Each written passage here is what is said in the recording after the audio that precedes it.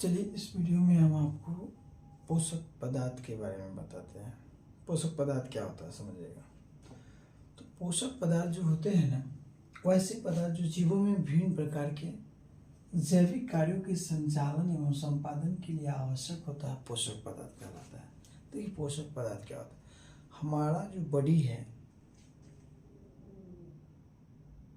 जब किसी चीज़ को खाते हैं तो हमें पोषण मिलता है, पोषक तत्व मिलते हैं, पोषक पदार्थ मिलते हैं, पोषक तत्व मिलते हैं। तो हमारा बॉडी उस पोषक तत्व को किस रूप में ऑब्जर्व करता है, हम जो है आपको उसके बारे में बताते हैं। देखिए हमारा जो बॉडी है वो जो पोषक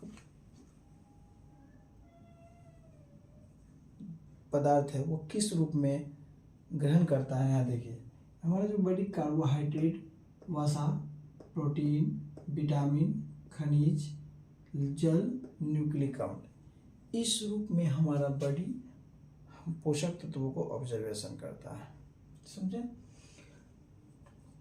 जब हम किसी भी चीज़ को खाते हैं तो हमें कुछ न कुछ जरूर मिलता है हमारी बॉडी को, और हमारा बॉडी उस चीज़ को किस रूप में ऑब्जर्वेशन करता है, तो इसी रूप में ऑब्जर्वेशन करता है। कार्बोहाइड्रेट के रूप में, वसा के रूप में, प्रोटीन के रूप में, विटामिन के रूप में, खनिज लवण के रूप में, जल के रूप में और न्यूक्लिक अम्ल के रूप में।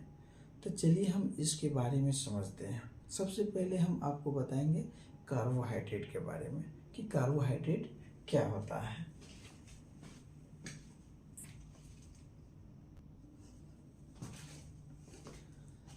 कार्बोहाइड्रेट के बारे में जानने से पहले हम आपको ये बताते हैं कि जो हमारी बॉडी को ये पोषक तत्व मिलते हैं, ये हमारी बॉडी को क्या जो हमारे बॉडी को देते हैं, इसके बारे में समझते हैं।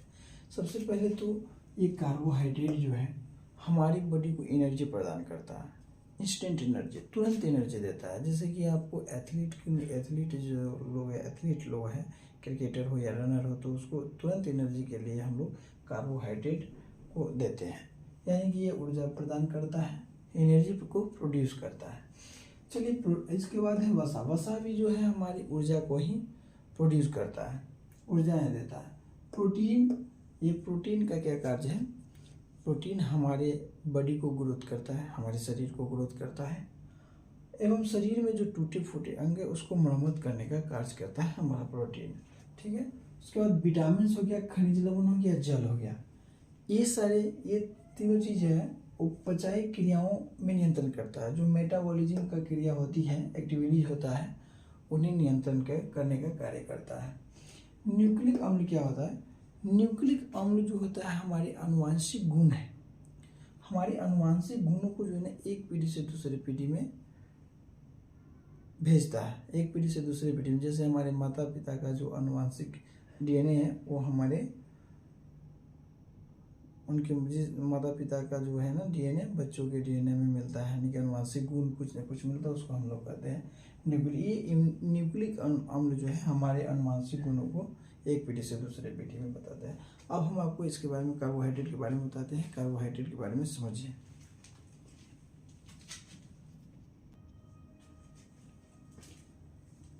देखिए गला बैठ रहा है। कार्बोहाइड्रेट जो है सबसे पहले 3 प्रकार के कार्बनिक अम्ल से मिलकर बना होता है, कार्बन, हाइड्रोजन और ऑक्सीजन। ये जो है ना एग्जाम में, बहुत सारे एग्जाम में क्वेश्चन ये पूछे जाते हैं कि ये जो कार्बनिक अम्ल, कार्बन, हाइड्रोजन, ऑक्सीजन, ये किस अनुपात में मिले रहते हैं कार्बोहाइड्रेट में। तो ये जो है 1:1 के रेशियो में पाया जाता है, 1:1 के रेशियो में, 1:2:1 के अनुपात में जो है कार्बोहाइड्रेट में कार्बन, हाइड्रोजन और ऑक्सीजन के अणु मिले हुए रहते हैं। कार्बोहाइड्रेट से जो है हमें 50 से 70% की एनर्जी प्रोड्यूस होता है, हमारी बॉडी को 50 से 70% ऊर्जा मिलता है। 1 ग्राम ग्लूकोज के पूर्ण ऑक्सीकरण से 1 ग्राम ग्लूकोज के पूर्ण ऑक्सीकरण से हमें 4.2 किलो कैलोरी ऊर्जा प्रोड्यूस होता है, हमें 4.2 किलो कैलोरी ऊर्जा प्रोड्यूस होता है। देखिए ये सारे पॉइंट्स हैं, आपको एग्जाम से रिलेटेड है, हर सारे क्वेश्चन जो है आपके एग्जाम से रिलेटेड है, ठीक है। हर किसी न किसी एग्जाम में इससे क्वेश्चन भी बनता है। उसके बाद जो है ना हम बताते हैं कार्बोहाइड्रेट जो होते हैं ना, कार्बोहाइड्रेट 3 प्रकार के होते हैं।